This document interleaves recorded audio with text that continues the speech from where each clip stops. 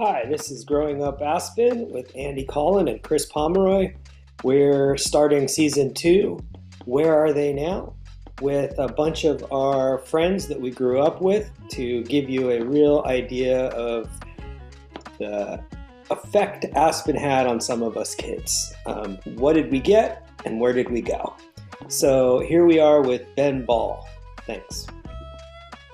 I keep hearing all the time on social media that they keep talking about getting rid of Outward Bound and all that stuff. What do you have? Oh, you mean stories? Aspen, do you have any? Aspen, how important was that to you? I mean, outdoor ed was kind of a really cool thing. Outdoor ed? Yeah. Incredibly important. Yeah, I mean, I really bonded with kids during that. Who did I go on Outward Bound with? One year I went with who taught chemistry, Kathy Kalupka. Yeah, she was one. Yeah. I think you and I went on the bike trip too, Ben, didn't we? Went on the bike trip, but I have almost no recollection of that bike trip. That Really? was I think that was my first year that I did that.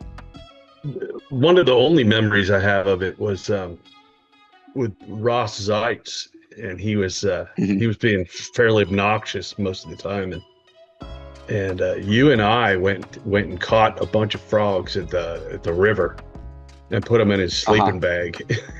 and then we all told stories about snakes around the fire pit.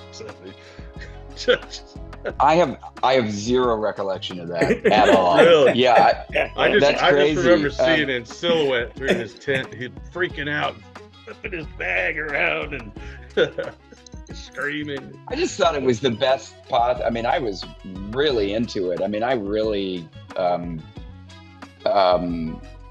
it wasn't as a kind of, like going on a kind of adventure trip wasn't new to me, but doing it under the umbrella of school was amazing, with the teachers, with the other students, doing the research. I remember before we went, I did the Grand Canyon raft trip.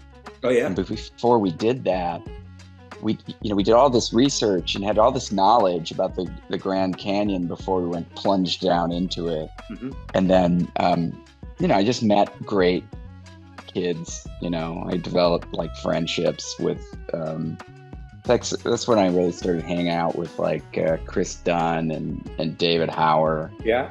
And Ed Schmidt, he was my tent mate, and Christy Hayes and Tina Taveta, I think, was on that trip. It was a good time. You were kind of like, but, you could kind of hang out with everybody. You kind of floated around groups. You could choose who you wanted to hang out with. You felt more comfortable with others, but you felt like you were the kind of person who could float, Yeah, I mean, I've always been sort of like that. I've always been mistrustful of groups, and I suppose it was always at the same time sort of jealous. I mean, I felt like Aspen High was,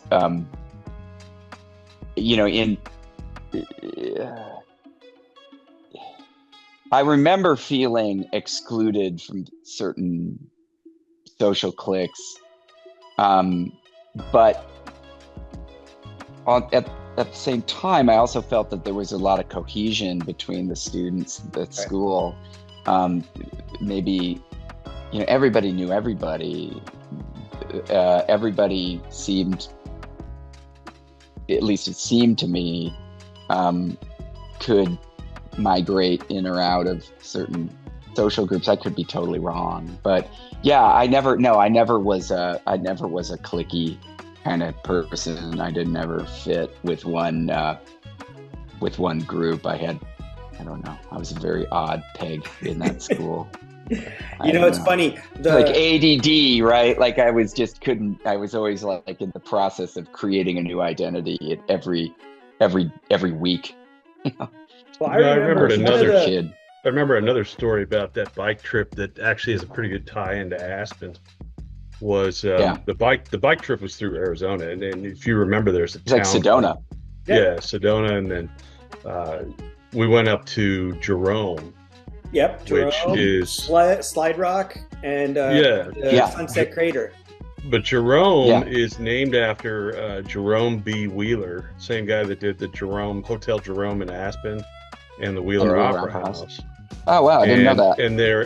And the Hotel Jerome in Jerome, Arizona, is the same plan as the Hotel Jerome in Aspen. So he built both of them the same way. Oh wow!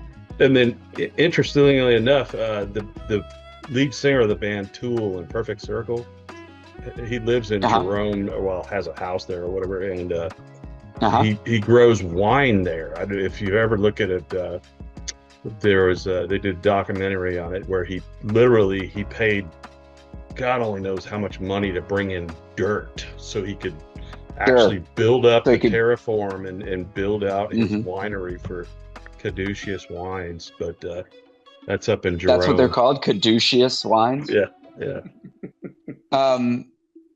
That's interesting. What doesn't surprise me that somebody in Arizona they'd start doing wine, California's gonna, there's a lot more knowledge in it these days, and it seems like people have figured out the varietals that will grow in unconventional climates like that. Yeah. But I don't remember shit from that trip. I really don't. I mean, I remember the Grand Canyon trip, but I don't remember the bike trip. I don't remember. You were on it. Maybe I don't remember. Yeah. I don't remember the frog story. They also did a couple trips in 7th grade, and I think I did one. It was Escalante, and I remember being at the campfire, and there was this sort of ridge up behind. So the campfire was down, there's a little river down below, and then there's sort of this mound that goes up, and it was probably about 6 feet tall straight up, and then there was a ledge, like flat. And so we were sitting down by the fire, and I remember one time grabbing my flashlight and thinking, hey, I want to go up there and see what's up there. And I throw the flashlight up there, and then I put my hands up like I'm going to pull myself up. And as I go up and I look in the flashlight light, rattlesnake? I've never seen as many scorpions as I've ever seen right there. I was like, oh my God. And I just dropped. Yeah, that's I mean, it's great for that, I mean, I think it was to hear that they might cancel it is shocking to me in a way. I was talking to Mark Whitley about this last winter, and he was just kind of shaking his head about it and like, but I didn't get the sense that it was a foregone conclusion. He's telling me that they were it just keeps trying to get people to donate. I think what it is it keeps coming up on the chopping block, and they keep thinking, why this isn't that important? And it's like, it's not, it's because you don't see the physical results of it. It's one of these things that's much deeper than, okay, take this test and give me some answers. It's a much deeper connection, and it affects people in a much different way than that's tangible. Sure. Yeah, well, they could be, I mean, I think that, compared to when we were doing it, I didn't feel like the bar for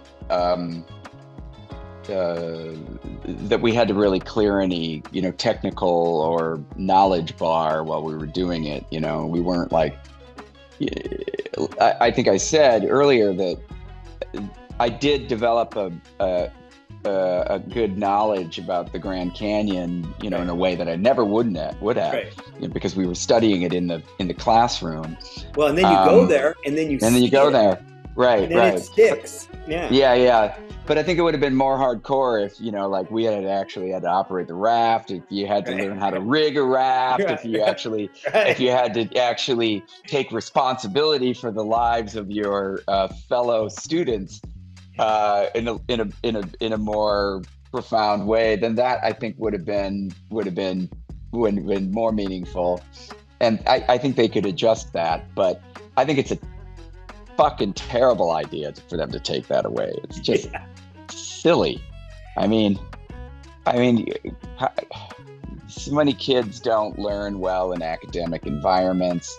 If you can make that more of a learning space versus just a kind of adventure, endurance test, like riding your bicycle or something. If you could make it more, if you could bring more direct learning into it, it would be interesting. I could see no reason why they should ever take it away. Yeah. Stupid. Thanks for listening. The authors of Growing Up Aspen would like to thank you, and would like to also thank the Aspen Times and the Aspen Daily News for giving us materials for our book, Growing Up Aspen, Adventures of the Unsupervised, which you can get at twistandturnpress.com and any local bookstore. Thanks.